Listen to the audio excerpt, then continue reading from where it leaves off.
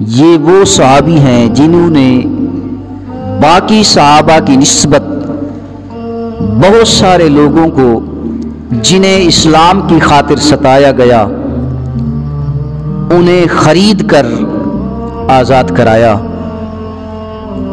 غالباً 7 لوگ ایسے ہیں کہ جنہیں اسلام کی خاطر تکلیفیں دی گئیں، اسلام کی خاطر ستایا گیا۔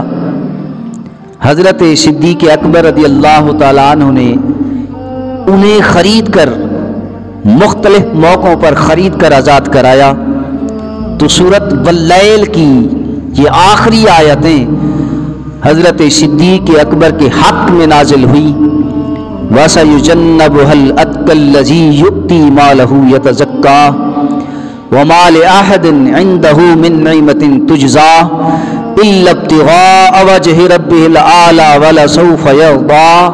قرآن کی سورۃ واللیل کی آخری آیتیں حضرت صدیق اکبر کے مسلمانوں کو جو اسلام کی خاطر ستائے گئے ان کو آزاد کرانے کے لیے قرآن کی آیتیں حضرت صدیق اکبر کے حق میں نازل ہوئی۔